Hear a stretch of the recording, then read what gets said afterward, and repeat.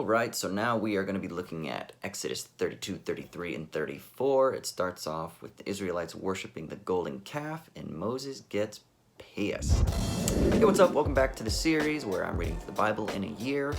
We are working our way through Exodus, nearing the end, probably only about 10 chapters or so left. And the section that we are currently looking at is after the 10 Commandments have been received. Moses is up on the mountain, and he hears now from God that the Israelites have decided to worship a idol, which is so funny because literally some of the most stringent prohibitions that God has just laid down to him. So here's this irony that he has just laid down to Moses have prohibited, have forbidden strictly certain types of worshiping of God, and of course worshiping false gods. You cannot worship Yahweh through certain idols, and then of course you cannot worship other foreign gods. And so the irony here is that you get this juxtaposition of Moses up on the mountain receiving the law, and then at the same time the people down below are engaged in the very type of activities that are prohibited. So God is pissed off. But here's the interesting thing. At this point, what you also get is the sort of cure, let's say, to the problem. And the cure comes through Moses, who is the mediator, the one who intercedes on behalf of the Israelites to assuage God's anger. So God is angry, he says, I'm gonna wipe these people out, and Moses is like, wait a second, you made a covenant with them, you brought them out of Egypt, how is it that you're gonna now go back on your promise? And God is like, you know, because you interceded, because of your faithfulness, you're right, I will not wipe out the people. Go down there and correct their behaviors. And Moses walks down the mountain and he throws the tablets that he just had. He like destroys the law. And I think there's probably something symbolically important in that, right? That like God's righteousness is something that is even greater than just simply the written word, right? It's not necessarily just the written word, but it's the power of the glory and the justice and the might and the righteousness of God that kind of stands behind the laws. And so it's not the law per se, but it's those who can move through the law to God. So there's kind of a theurgical purpose of the law. And Moses, of course, being the one who is like the head of the priesthood, the one who can intercede on behalf of the people, who speaks directly with God, he's able to break the law. He's able to kind of transcend the law simply because he's speaking directly on behalf of God. So I think there's something that it's kind of subtle here, that the law as written is important instrumentally insofar as it allows us to get to the righteousness of God, but you can't get to the righteousness of God directly. You have to go through mediators, which is the Levitical priesthood, because remember, that again is being established here. The legitimation, the reaffirmation of the legitimation of the Levitical priesthood as being the ones through whom God is approached. And then you see this further supported chapter 34, where Moses says that he wants to see God's face, and God is like, no, man, you can't see my face. He's like, I'm too holy. Or maybe it's the end of 33, I'm sorry.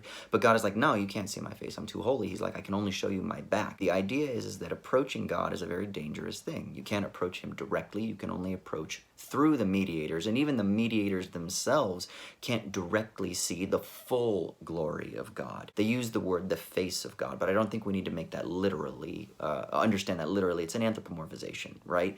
That you can't see the visage, you can't see the fullness of the glory of God. You can only catch like the backside. So God like passes by and Moses catches like a little a side swipe, if you will, of God. And even that changes Moses' face. His face becomes glowing, his skin is glowing, so he has to wear a fucking veil over his face, because even the blowback that he gets from a side swipe of God's glory is too much for other people to behold, so he has to wear a veil over his face. I think this is really interesting because this is not the picture of God that you oftentimes get in the New Testament, where God is incarnated in Jesus, which is important for understanding how Christians view the incarnation, that it is all of that holiness and then fully humanity that is kind of like singularized into one body. But the thing that oftentimes gets missed, I think, with particularly the evangelical church, is this idea of God's transcendence. The idea of just radical holiness in general, like without attaching it to the referent of God, but just the idea of holiness itself as being something radical and beyond and infinite and outside of our capacities for grappling with. And again, this brings us back to the fall as being in that fallen condition that is torn between infinitude and finitude. And we stand in that gap, feeling the anxieties and the pressures and the tears and things like that that come from standing in that gap between the two, as those who can taste the infinitude, but that are always bounded by our finitude. And this idea of God being the fullness of infinitude is something that we can't give ourselves over to without it causing drastic harm to us. It would completely transform us. It would disrupt us. It would cause our face to shine. It would terrify us. It could kill us. It could destroy us. And that could be both literal, in the sense that I think that what the Old Testament is trying to communicate, that yeah, it literally will happen. If you stare at the face of God, you'll die. But I think let's even take it kind of more philosophically and say there's something about when you address infinitude that it scrambles your identity. The things that you cling to that identify and define your comforts, who you are in your everyday experience. This idea of approaching transcendence or excess or the beyond or infinitude is something that destroys all of those comforts that you hold on to. And this gets articulated in a ton of different ways throughout various different religious traditions and psychoanalysis even. But this idea of like dying to self, this idea of being opened up to the other, this idea of like the codes being scrambled, of radical immanence.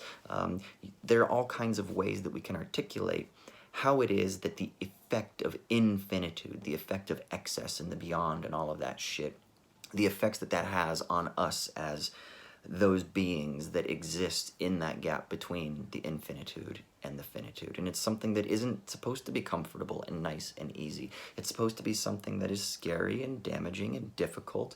Damaging not in the sense that it is something that we should avoid, but damaging in the sense that we should be careful with how it is that we approach it, recognizing that it will pull the rug out from underneath us, and that it can cause epistemological crises, and crises of faith, and crises of politics, and of understanding, and of self, and it causes us to reevaluate who we are and things like that. And so I think there's something interesting going on here as well, as God is being declared as that transcendent, terrifying, awful, and awesome holy other. And then just because it is the same thing that is being repeated over and over again, it's really important to recognize that when Moses comes down from the mountain to confront the Israelites for worshiping this false idol, he basically draws a line in the sand, metaphorically, and says, who is going to be righteous, correct their behavior, and stand with God and be obedient now after this? And who comes?